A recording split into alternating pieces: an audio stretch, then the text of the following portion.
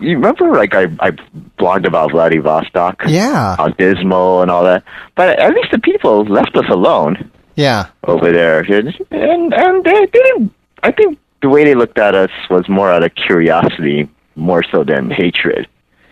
And then, yeah, well, I mean, I take that back. I mean, not the whole country looked at us, you know, in such a bad way. But once we got to Moscow, we just were like, we're ready to get the fuck out of that country. Moscow was, the homestay lady was actually really cool in Moscow. A little bit more talkative than I prefer, but Eddie seemed to like talking to her. Open-minded. Yeah, she was more open-minded. She was like, you know, she was actually expressing some concern for us walking around Moscow. Oh, really? She's pretty aware politically of what's going on. The first guy was kind of like just out of nowhere. We kind of felt comfortable because we were just going back to a restaurant that we had already been to the night before, and we were totally just looking forward to eating and, you know, in fairly good mood. And then the guy so we were just walking, we weren't even paying attention to who we were walking by or whatever.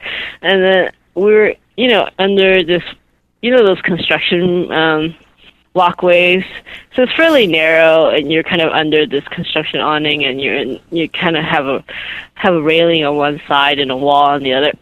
So we're just about to finish walking through one of these things, and three guys walk by, and one of them basically tried to grab me, and in the process, like, just whacked me in the boob, but because he did that, he missed my arm, so I just kind of pulled away, right. And I just kept walking, and I just, you know, I'm like, fuck, man, let's get out of here. So I just tried to walk fast away, and the guy kept following us, and he's like holding me and sticking his arm out at the guy, saying, you know, hey, you know, just kind of back off, you know. But the guy kept coming, and then he started raising his stupid plastic bottle, and I was just like, let's just get out of here, you know, let's just, you know, keep going, go. I was just like looking for other people, you know. Right. At that point, for some reason, the street was fairly deserted, and there was nobody around. But finally, I think he backed off. I mean, his friends weren't supporting him, so I don't think he felt as confident about what he was doing or something. So anyway, yeah, we kind of got shooken up by that, and after that, we were just like, oh, man. Okay, so all these looks can turn into action.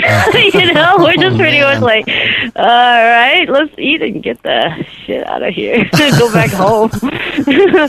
Yeah, but then that same night we were trying to, the next day we were going to go get our Belarus transit visa. So we had to go find a place to Xerox our passports because we had one copy, but it was for us, and so we needed another copy for the visa process.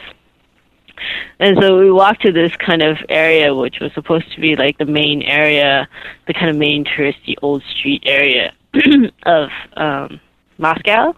And we were looking for this bookstore because apparently, according to this magazine we were reading, bookstores had all these kind of services.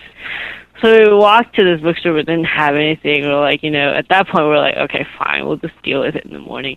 Let's just get out of here, go home, and, you know, hide. Well, we had to walk through, like, all these kids, or, you know, more people, basically, before we can get to the metro. And, you know, and of course, like, the only thing these people know how to say, and there's like several drunk guys on the left, so you know, they probably didn't speak another word of English, but they were like screaming fucking gooks at us. We're like, okay, we're really tired now. We're really tired of this shit.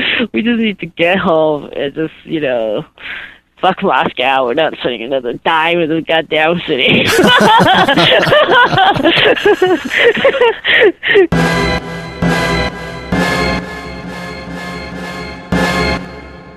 Yeah, we have this little sling bag.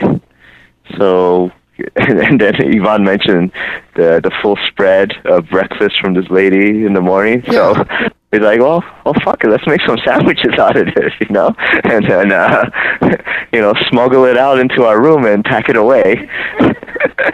So we make these sandwiches, wrap them up in a napkin, and then Yvonne would tiptoe into the room, into the bedroom. and then, and promptly walk back to breakfast.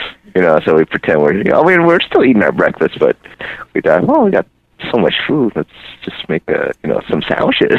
Right. Yeah. So we packed our food in this bag and just had drinks and just water and sandwiches. And Yvonne had a book in there.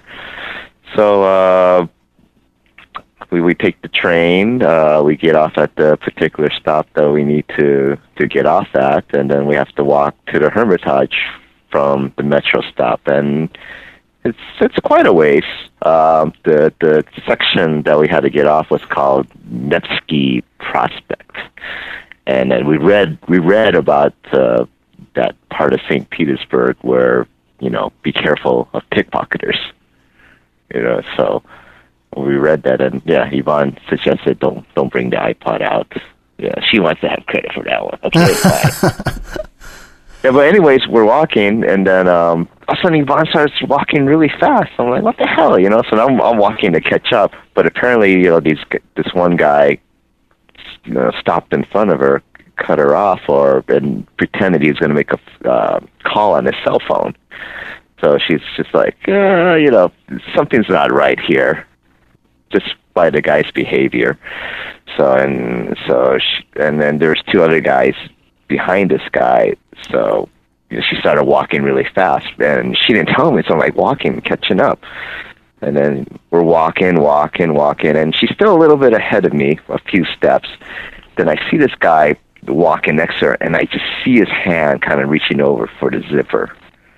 And then I just thought, oh shit, Right. And so instinctively, I just pulled the bag away. I went, Yeah. And the fucker still got the zipper, man. So slick. I mean, he still got it open. Oh, man. I mean, boom. And then I can see there's two guys, behind us. And they look kind of thug-like, and you can tell these three guys were together. But the guy didn't even run away. He just kept walking straight, no care in the world, And then we just pulled over to the side, and then those guys just kept walking. And there were people that saw what happened. They saw me push the bag away. Right. But no one gave a shit. Yeah. By the way, fuck Russia. Fuck Russia.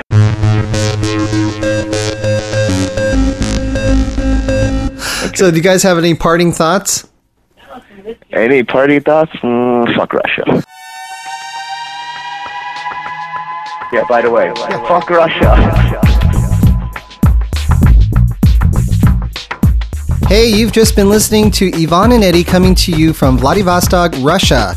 If you would like to know more about Yvonne and Eddie, the places that they've been, or where they're going to be next, check out our website and blog at aya.com.